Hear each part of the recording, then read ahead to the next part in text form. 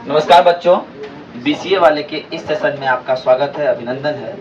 और आज आप लोग पढ़ रहे हैं क्लास 10वीं के फिजिक्स का ये चैप्टर है प्रकाश का अपवर्तन। ये 5वां लेक्चर है, हाँ? और ये 5वां लेक्चर और अंतिम लेक्चर है। इसके बाद ये चैप्टर हमारा पूर्ण रूप से समाप्त हो जाएगा।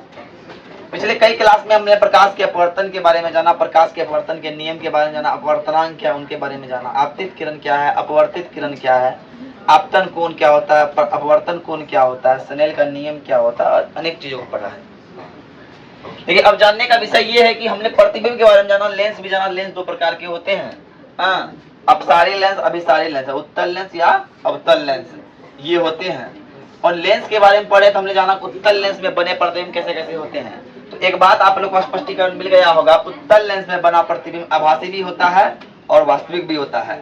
लेकिन अवतल लेंस में बना प्रतिबिंब हमेशा कैसा होता है? तो हमेशा आभासी होता है। कैसा होता है? आभासी होता है। उत्तल लेंस में एक सिनेरियो था जिसमें कि प्रतिबिंब जो है आभासी बना था, उसके बाद हमें वास्तविक बना था। ओके, तो अब बात समझिए। अब आते हैं कि जब अवतल लेंस में कहाँ हो वस्तु, लेंस और अनंत के बीच हो, तो लेंस और अनंत के बीच में वस्तु रखे हैं, उसका प्रतिबिंब कहाँ बन रहा है? देख रहा है आपको, यहाँ बन रहा है F1 के बीच, तो हम बोलेंगे लेंस और फोकस के बीच, ठीक है। और कैसा बन रहा है? तो सीधा बन रहा है। और कैसा बन रहा है? छोटा बन रहा है। और लेंस और फोकस के बीच बन रहा है। जब अनंत से आती प्रकाश बनती है, वो क्या बनाती है? द्वितीय फोकस पर अपना प्रतिबिंब बनाती है। कैसा बनाती है? आभासी बनाती है, सीधा बनाती है और छोटा बनाती है।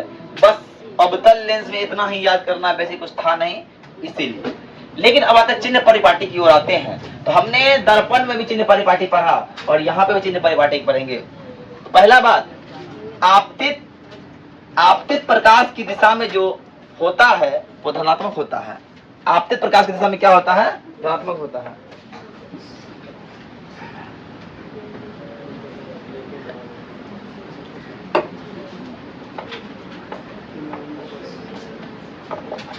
आपतित प्रकाश की दिशा में जो भी चिन्ह लिया जाता है वो कैसा होता है? धनात्मक। जो प्रकाश आपतित करेगी तो वो जाए किधर?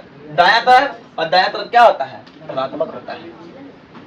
और चिन्ह परिपाटी में x और x डैश को हम लोग मुख्य अक्ष का निर्देशांक मानते हैं और जानते हैं जब भी ये बाएं तरफ जाएगी धनात्मक होगी, फिर दाएं तरफ जाएगी धनात्मक होगी, बाएं तरफ जाएगी ऋणात्मक होगी। ऊपर की तरफ धनात्मक और नीचे की तरफ ऋणात्मक। बात समझिए। तो यहाँ लेंस के जो परिपाटी के बारे में लिखा, ये जो फोटो बना हुआ है, इसी फिगर के बारे में डिस्क्राइब किया गया कि इसी जो मूल बिंदु जिसको बोलते हैं, ये जो दर्पण, इसका जो मेन बिंदु होता है, मूल बिंदु होता है, इसको प्रकाशीय केंद्र क्या कहते हैं? प्रकाशीय केंद्र कहते हैं। और इसके बारे में डिस्क्राइब किया गया, लेंस के मुख्य अक्ष को x निर्देशांक से दर्शाया जाता है।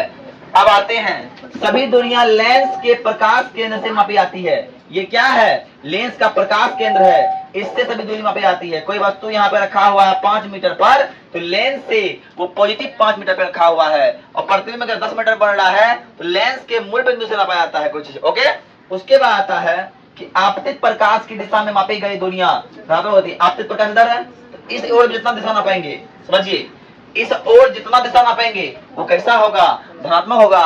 और उसके विपरीत कैसा होता है? इधर क्या होगा? ऋणात्मक होगा। ये बात आप लोग को समझ में आ गई। और लेंस के मुख्य अक्ष के ऊपर जाने पर धनात्मक होती है और नीचे जाने पर ऋणात्मक होती है। यही बात को हम यहाँ पे तथ्य के रूप में लिखे हैं। लेकिन नोट बात ये है कि जब भी सर आप उत्तल लेंस की बात करेंगे तो उत्तल लेंस का फोकस दूरी हमेशा धनात्मक होगा। क्या होगा? धनात्मक होगा। लेकिन अवतल लेंस का फोकस दूरी क्या होगा? ऋणात्मक होगा। ये बात आप लोग समझ जाइए। अब बचा क्या? अब बचा है लेंस सूत्र। पिछले क्लास में दर्पण सूत्र पढ़े थे, इसे हम लोग लेंस सूत्र पढ़ेंगे। देखिए, अब हमको जानना है लेंस सूत्र के बारे में। तो लेंस सूत्र क्या होता है समझिए। देखिए, लेंस सूत्र में क्या है? ये फॉर्मूला है 1/v माइनस 1/u बराबर 1/f। अब दर्पण में प्लस था, लेकिन यहाँ क्या है? माइनस है।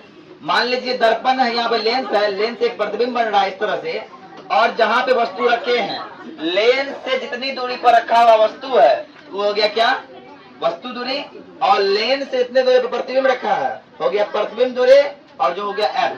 ध्यान समझिए, 1/v माइनस 1/u बराबर एफ। तो यहाँ वस्तु दूरी क्या है, u, प्रतिबिंब दूरी क्या है v, और फोकस दूरी क्या है f है। ये बात समझिए।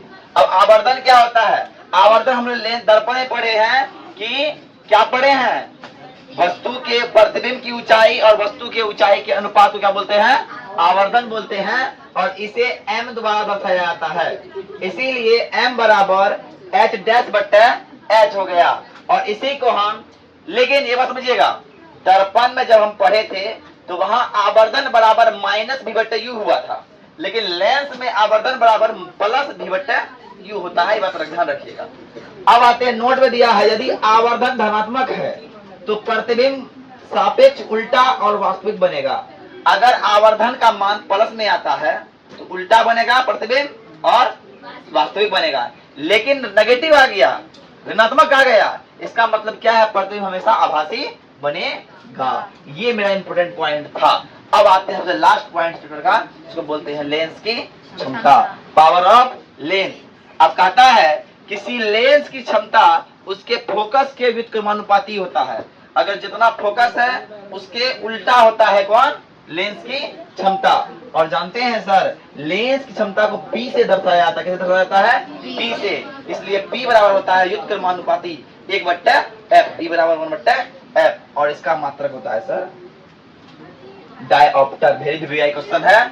और 1 डायऑप्टर बराबर होता है 1 प्रति मीटर, 1 प्रति मीटर। तो आज मेरा चैप्टर हो गया खत्म, और यहाँ से हम हो गए फिजिक्स परावर्तन और अपवर्तन को समाप्त कर दिए। और जब नेक्स्ट अध्याय की ओर जाएंगे तो हम बताएंगे, कल जो है इस क्लास में जो बताएंगे हम क्या पढ़ाएंगे, जाते पहले कल बस इस चैप्टर का न्यूमेरिकल कुछ होगा, जो कुछ न्यूमेरिकल है, अब प्लस असाइनमेंट आप लोग को कल इस चैप्टर का दे देंगे, चैप्टर 1 और 2 का प्रकाश के परावर्तन और अपवर्तन कल असाइनमेंट आप लोग को मिल जाएगा। ओके, तो अब करना क्या है, कल सभी बच्चों का नोट्स आपको डेली लेके आना है। हम बताया जब जब फिजिक्स पढ़ाएंगे तो नोट्स लेके आना है, एक कॉपी एक्स्ट्रा लेके आना है। इसका मेन पर्पज ये है कि आप लोग जो है डेली बेसिस पे नोट्स कंप्लीट कर लेते हैं। और नोट्स जो है ना, अगर मान लीजिए आप छोड़ देते हैं कंप्लीट करने के लिए, तो वो एक दिन क्या होता है बहुत ज़्यादा बन जाएगा आपके लिए, और तब कल क्या होगा, कल दुखदाई बन जाएगा। और नोट्स हर विद्यार्थी का हथियार है। अगर आप युद्ध में जाइए, हाँ युद्ध में जाइए, युद्ध में आप हथियार लेके नहीं तो मर जाइएगा ना, मारे जाइएगा ना। इसी प्रकार नोट्स है, नोट्स विद्यार्थी का हथियार है, उसको कभी छोड़ना नहीं चाहिए। तो होमवर्क सेक्शन में ले आते हैं, होमवर्क क्या करना है आप लोग को। देखिए कल है जुमा, उसके परसों सैटरडे है ना, तो संडे को टेस्ट है आप लोग का। हम बताते हैं इसका रिजल्ट कल मिलेगा। संडे को टेस्ट है, संडे को जो टेस्ट है वो टेस्ट किस चीज का आप बताते हैं। संडे को टेस्ट है फिजिक्स का,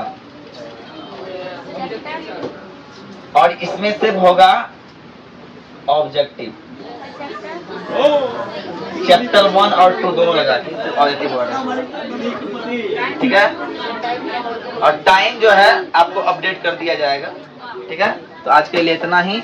जय हिंद, जय भारत, धन्यवाद।